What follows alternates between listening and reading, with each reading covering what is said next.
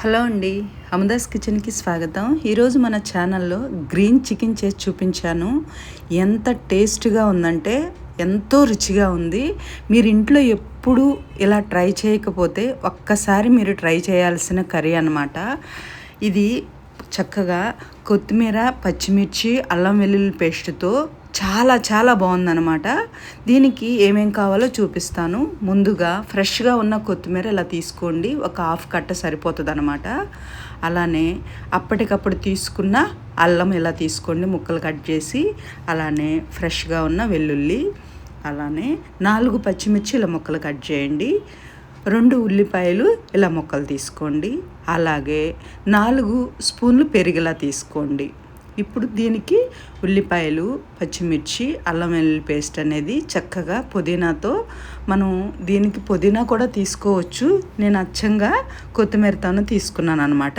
చాలా బాగా వచ్చింది కర్రీ అనేది. ఈ ప్రాసెస్లో మీరు చేయండి, మీకు కూడా చాలా బాగా నచ్చుతుంది అనమాట. ఇప్పుడు దీన్ని ఇలా మెత్తగా చక్కగా మిక్సీ చేయండి, ఎందుకంటే దీన్ని మనం చికెన్లో వేసి చక్కగా ఊరపెట్టాలన్నమాట. ఇప్పుడు నీట్గా శుభ్రంగా 1కి 4 సార్లు కడిగిన ఒక హాఫ్ కేజీ చికెను, దానికి ముక్కలు పట్టుకునేలాగా ఒక హాఫ్ స్పూను సాల్టు, పసుపు తీసుకోండి.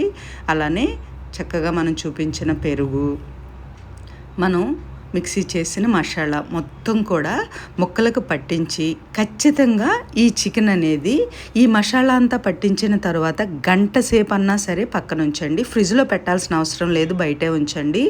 గంట సేపు ఈ మసాలాలో చికెన్ అనేది ఊరాలి. అప్పుడే ఈ కర్రీ అనేది చాలా బాగుంటుంది అనమాట. మనం తీసుకున్న పెరుగు చక్కగా ఆ కొత్తిమీర మసాలా టేస్ట్ అనేది ముక్కలకు పట్టుకుని చాలా బాగుంటుంది.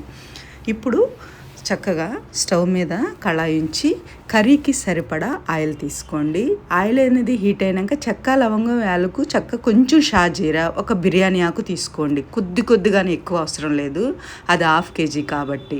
అలానే 2 పచ్చిమిర్చి అలా పొడవు ముక్కలు కట్ చేసుకోండి. అది వేగుతూ ఉండగానే కొంచెం పసుపు తీసుకోండి. దీనిలోకి అసలు కారం అనేది వాడము, పచ్చిమిర్చి ఘాటే సరిపోతుంది అనమాట. నేను గంట సేపు ఆ మసాలాలో చికెన్ అనేది ఊరిన తర్వాత ఇలా తాలింపు తీసుకున్నాను.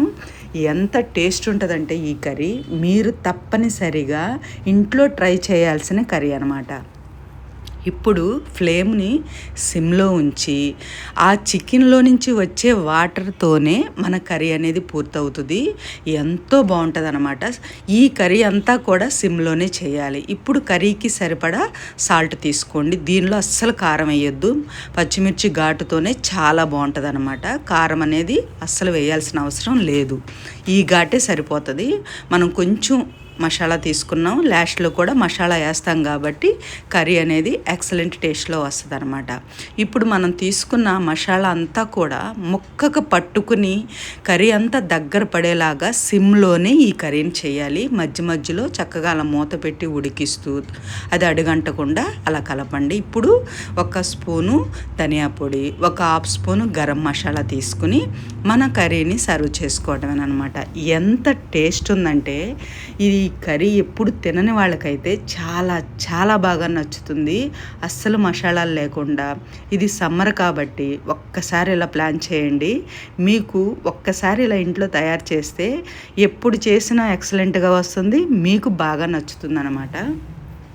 మనం తీసుకున్న మసాలా అంతా కూడా చక్కగా చికెన్కి పట్టుకుని కర్రీ కూడా చాలా దగ్గర పడి తక్కువ గ్రేవీతో మనకి కర్రీ అనేది ఇలా పూర్తవుతుంది అనమాట. మీరు ఇంట్లో ట్రై చేసేటప్పుడు ఇంట్లో ఉన్న వాళ్ళని బట్టి చికెన్ తీసుకుని మసాలాలు తీసుకోండి, సరిపోతుంది. ఇప్పుడు మనం ఈ కర్రీని కనీసం 1 అరగంట పట్టింది నాకు.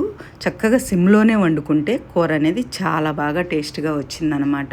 ఇప్పుడు దీన్ని మనం చక్కగా సర్వ్ చేసుకోవడమే. ఎంతో రుచిగా వచ్చింది. చక్కగా మనం తీసుకున్న ఆ కొత్తిమీర, పచ్చిమిర్చి, అల్లం వెల్లుల్లి పేస్ట్ అనేది ఆ ఫ్లేవర్ అంతా చికెన్కి పట్టుకుని చాలా బాగుంటుంది అనమాట. అస్సలు కారం తినే పిల్లలు, అస్సలు కారం ముట్టుకొని పిల్లలు మనకి ఇంట్లో ఉంటారు కాబట్టి మనం సమ్మర్కి ఇలా ప్లాన్ చేయండి. పిల్లలకైతే విపరీతంగా నచ్చుతుంది. నేను చేసిన ఈ గ్రీన్ చికెన్ అనేది మీకు నచ్చినట్లయితే మన అమదాస్ కిచెన్ మాత్రం సబ్స్క్రైబ్ చేసుకోవటం అస్సలు మర్చిపోవద్దు. లైక్ చేయండి, షేర్ చేయండి.